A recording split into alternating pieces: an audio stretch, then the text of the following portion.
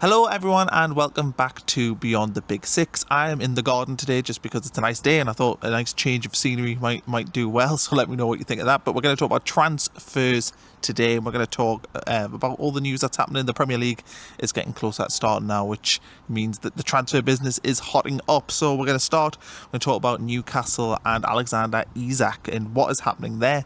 Apparently he is training alone now. Apparently he's not invited to this family gathering that's happening at Newcastle's training ground today, and he has to go to training after everyone's left. So that's a pretty significant development. It feels like that is a relationship that is reaching a potentially untenable point, and I think as well it probably weakens Newcastle's position in terms of negotiating with Liverpool, because it seems so obvious that Isak isn't happy and Newcastle aren't happy with the way he's conducted himself. And I think, Newcastle can definitely be disappointed with the way that this has went.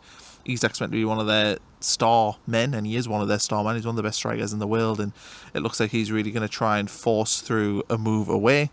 And to add kind of on top of the sort of misery that's going on at Newcastle at the moment, Benjamin Šeško, it looks like he's going to choose Manchester United, so that's a big blow for Newcastle, because I think Sesko would have been a lovely sort of fallback after losing Isak, and to get him in, he's one of the hottest young strikers in Europe. So to lose out on Šeško after getting a fee agreed, to lose out on Šeško is a massive blow for Newcastle, and it puts their transfer business really into perspective. This was meant to be a big summer, and they've just lost out on so many targets. Anthony Elanga still the only main add to this squad. They've lost Sean Longstaff as well, and they need to replace him in midfield. They need a defender, and they're just struggling to get these players over the line. So Newcastle's in an interesting position, and where do they go from here? The Isak situation, not good. Losing out on Šeško's not good. And also on top of this, we'll move on to the next bit of news. Wissa is back in training for Brentford, and that again, that potentially has ramifications, because Wissa could be back in the fold at Brentford now. I mean, always just being a professional and joining and training as he should be, but it means that he's clearly willing to be around Brentford at the start of the season anyway. So Newcastle probably need to get a move on Wissa, especially after missing out on Šeško. So that there's lots of interesting things happening with Newcastle United right now. Let me know what you think about what's going on there, and can they sort of rescue this transfer window that's really got away from them. I mean, this was meant to be a massive window for them heading into a Champions League season after winning the League Cup last season, having a manager like Eddie Howe and having the richest owners. It's a really interesting situation. And sort of added on that is Darwin Núñez going to Al Hilal, so a Saudi team. So technically, are the Saudis funding Liverpool's pursuit of Alexander Isak? Is it fair to say that? That's a really interesting move as well. Obviously, it involves Liverpool, but I think it has ramifications potentially for Newcastle as well, because I presume that Liverpool are going to use the money from Luis Diaz and the money from Darwin Núñez, who I don't think any of the big clubs in Europe were looking at, so that they're getting a massive amount of money for a player who's, not a top striker. So that money is going to funnel into the Isak pursuit and really help them. So that's got to be a blow, for Newcastle, if that is the money that's going to be used by Liverpool to sign Alexander Isak. Now let's move on to Everton. They have signed Kiernan Dewsbury-Hall from Chelsea, and I think this is a good bit of business. I'm glad to see it's not just like a loan deal. You often see with players like Dewsbury-Hall where they've made a big move and it hasn't quite worked out, that they end up getting farmed out a little bit on loan, especially Chelsea, who've just been a massive club for loaning players out. So I'm glad to see he's got a permanent move and a permanent home. I think he'll fit in well at Everton. He's got David Moyes there who will do a good job of integrating him into the side. Everton need bodies. It looks like they're really picking up their transfer business right now, which is really good news for them, moving at the new stadium. They needed it. Not that they don't have buzz around the club at the moment, but I just think they needed a bit of an additional push. And I think that this is a good move for them. £25 million, maybe a bit more on add-ons.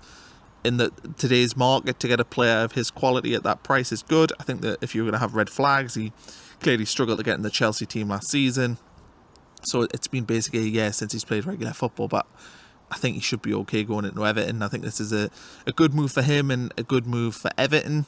They've also got Tyler Dibling, who has been heavily linked still with a move. I think this is an interesting transfer, because Dibling, I don't know, he played in the Premier League last season for a poor Southampton team, but is Dibling a top level winger? Not yet. could be one of them where, you know, this is really a signing for the future and they're expecting to see the return on Dibling the next 2 or 3 seasons.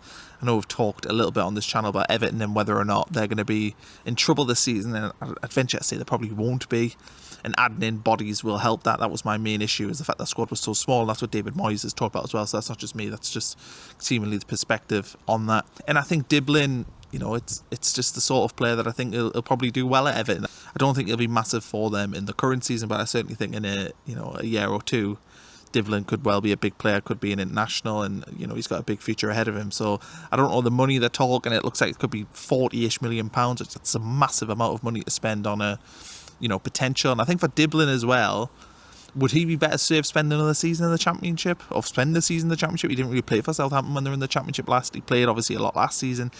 Would it be better having a year to, you know, play a lot of football and really get used to senior football?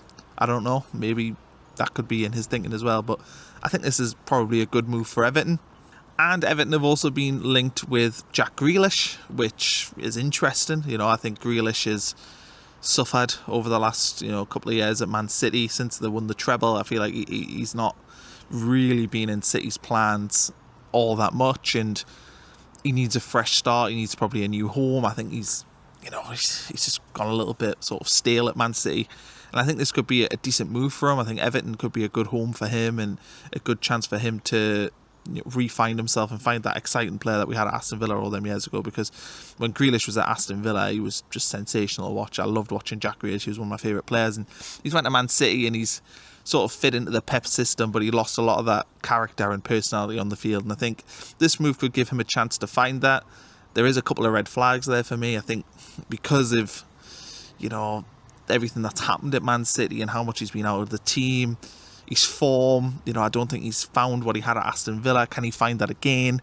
Those are questions that Everton, you know, are going to, you know, find out the answer to if they do buy him. So that's a really interesting transfer as well, if it was to happen. And I suppose other things, just to sort of cap off, Sunderland have signed Mark Gu from Chelsea on loan. That's a, you know, an interesting bit of business. I think he's still 19 years old. Hanging your hat on a teenager, you know, isn't necessarily the best of moves for a newly promoted team. That being said, though, you've got Burnley signing Brozier. I probably would rather not spend £20 million on Brozier and bring in Gu. You know, that's just my view on that one. So it's a low risk, I suppose, signing for Sunderland. I think it's a bold sort of move, and I don't know if they're going to sign another striker. I think they probably could do with one. They've got other issues within that team. They need to bring in centre-backs and left midfielders. But yeah, it looks like Sunderland are sort of making moves, and I expect that they'll get another couple of players in before the first game of the season next weekend. And yeah, let me know what you think about all these transfers. Please get in the comments. I love sort of debating with people in there. And please subscribe if you enjoyed the video. We're going to have another podcast coming out. So episode 1 came out, which was our Premier League predictions. We're going to have episode 2 coming out. We're going to go a bit more in depth on transfer news, sort of heading into the new season, and any breaking news that happens between now and recording. So yeah, lots of good things coming on beyond the Big Six. Thanks everyone for watching this video, and we'll catch you next time.